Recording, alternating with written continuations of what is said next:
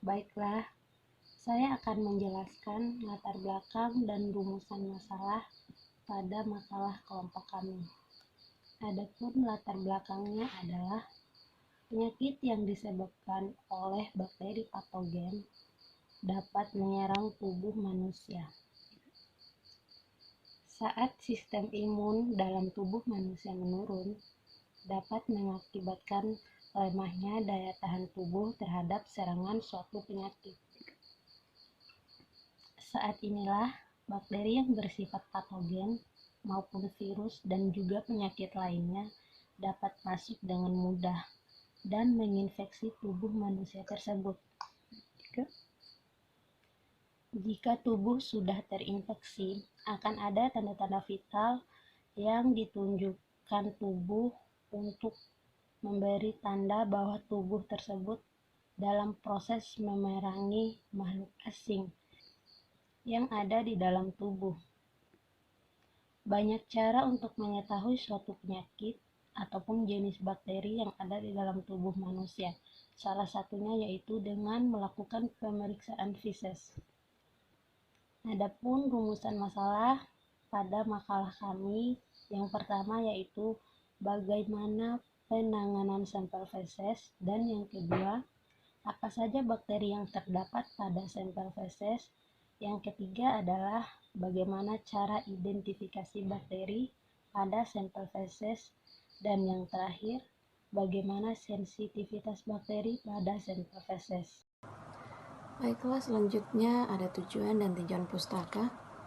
Terdapat 4 tujuan. Tujuan yang pertama adalah untuk mengetahui cara penanganan sampel feses. Tujuan kedua adalah untuk mengetahui bakteri yang terdapat dalam sampel feses. Tujuan yang ketiga untuk mengetahui cara identifikasi bakteri pada sampel feses. Dan tujuan yang keempat adalah untuk mengetahui bagaimana sensitivitas bakteri pada sampel feses. Tinjauan pustaka. Feses adalah hasil metabolisme tubuh manusia yang tidak dicerna oleh usus. Feses merupakan salah satu sumber penyebaran penyakit yang multikompleks. Orang yang terkena diare, kolera, dan infeksi cacing biasanya mendapatkan infeksi ini melalui tinja atau feses. Seperti halnya sampah, tinja juga mengandung kedatangan kuman-kuman, kemudian menularkan kuman-kuman tersebut lewat makanan yang dihinggapinya. Ketika manusia memakan makanan tersebut, maka akan berakibat sakit. Beberapa penyakit yang dapat disebarkan akibat feses manusia antara lain tipes, disentri, kolera, dan bermacam-macam cacing, misalnya cacing gelang, kremi, tambang, pita, skistosomiasis, dan sebagainya. Penanganan sampel. 1. Waktu pengambilan. Waktu pengambilan lebih baik diambil pada saat penderita belum mendapatkan pengobatan, baik obat biotik maupun obat-obat kimia lainnya. 2. Persiapan sampel. Sampel sebaiknya yang diambil yaitu sampel segar. Diambil pada saat pagi hari sekitar pukul 7 sampai pukul 9 pagi. Dan diperiksa dalam jangka waktu 30-40 menit setelah feses dikeluarkan. Jika dilakukan penundaan pemeriksaan, maka feses harus disimpan di lemari es dengan suhu 5 derajat Celcius selama 2-3 jam. Dan feses tidak boleh tercampur dengan urin maupun sekresi lainnya. Yaitu 3. Selanjutnya 3. Pengambilan sampel. Ada 1 peralatan, 2 wadah sampel, dan volume sampel. Untuk A, peralatan yang digunakan harus memenuhi syarat. Syaratnya yaitu 1. Peralatannya bersih dan kering. 2. Tidak mengandung bahan kimia atau deterjen. 3. Pengambilan sampel untuk pemeriksaan biakan menggunakan peralatan yang steril. B. Wadah harus memenuhi syarat. Syaratnya itu terbuat dari gelas atau plastik dengan mulut wadah yang lebar. 2. Bisa dapat tertutup rapat dan memiliki uliran. 3. Untuk pemeriksaan biakan dan uji kepekaan harus menggunakan wadah yang steril. Yang selanjutnya itu C. Volume sampel. Untuk volume sampel yang diambil untuk feses yang diambil secukupnya sesuai pemeriksaan. diambil sekitar kurang lebih 2 gram di bagian tengah fesesnya.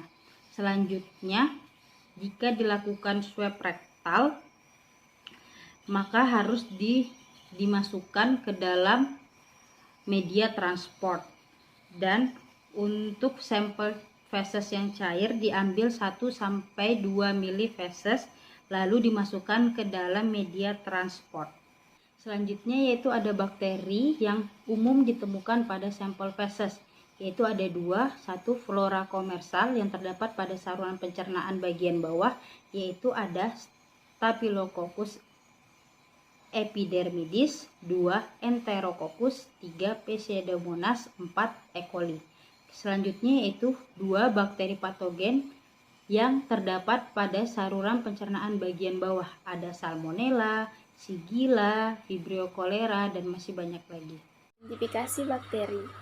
Identifikasi merupakan upaya untuk mengetahui nama suatu makhluk hidup dalam suatu kelompok berdasarkan karakteristik, persamaan atau perbedaan yang dimiliki oleh masing-masing suatu makhluk hidup.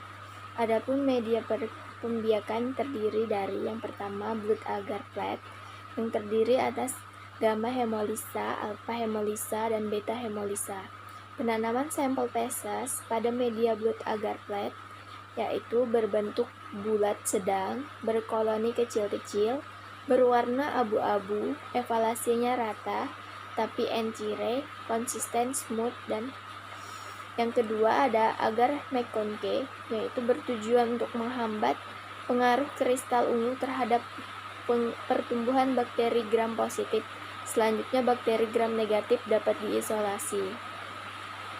Adapun penanaman sampel feses pada media McConke, yang pertama Escherichia coli media McConke berbentuk bulat sedang, berwarna merah bata, merah tua atau metalik, sedikit cembung, dan konsistensinya smooth. Yang kedua, Salmonella sp media MC, bulatnya sedang, berwarna jernih, dan konsistensinya smooth. Yang ketiga, Shigella media MC, bulat kecil sampai sedang, tidak berwarna, konsistensinya smooth. Baiklah, selanjutnya untuk identifikasi bakteri yaitu dilakukan pengecetan gram atau pewarnaan gram, di mana pewarnaan gram ini bertujuan untuk mengidentifikasi bakteri dengan mudah dan membedakan spesies bakteri menjadi 2 kelompok, yaitu bakteri gram negatif dan bakteri gram positif. Kemudian contoh bakteri gram positif pada sampel feses yaitu Clostridium difficile, yaitu bakteri yang berbentuk basil, bergram positif, yaitu berwarna ungu jika dilihat di bawah mikroskop, kemudian berspora oval, tidak berkapsul, bergerak aktif dengan flagel petritik. Kemudian contoh bakteri gram negatif pada sampel feses yaitu Escherichia coli, di mana Escherichia coli ini merupakan bakteri berbentuk basil, bergram negatif, berwarna merah jika dilihat di bawah mikroskop, tidak berspora, tidak berkapsul, dan bersifat anaerob fakultatif. Kemudian selanjutnya yaitu sensitivitas bakteri, ESBL atau Extended Spectrum Beta Lactamase, di mana prevalensi resistensi antibiotik cenderung makin meningkat. Salah satu diantaranya adalah bakteri ESBL, yaitu Extended Spectrum Beta Lactamase. Suatu kelompok bakteri penghasil enzim yang dapat menghidrolisis antibiotik beta-lactam yang mengandung grup eksimino seperti cefalosporin generasi 1 sampai ke 3 dan Astrionam. Kemudian yang kedua yaitu CRE atau Carbapenem resistant Enterobacteriaceae. Enterobacteriaceae adalah keluarga bakteri, termasuk di dalamnya adalah bakteri Klebsiella dan Escherichia coli, yaitu bakteri yang normal ditemukan pada saluran cerna manusia. Terkadang bakteri ini dapat menyebar keluar saluran cerna dan menyebabkan infeksi serius seperti pneumonia, yaitu infeksi pada paru-paru, infeksi pada aliran darah, infeksi saluran kemih, infeksi pada luka, dan meningitis atau infeksi saluran otak. Secara umum, CRE adalah bakteri Enterobacteriaceae yang resisten terhadap antimikroba karbapenem. Mekanisme resistensi karbapenem pada Enterobacteriaceae yang paling banyak ditemukan adalah melalui ekspresi berlebihan masing-masing gen yang menghasilkan enzim karbapenem.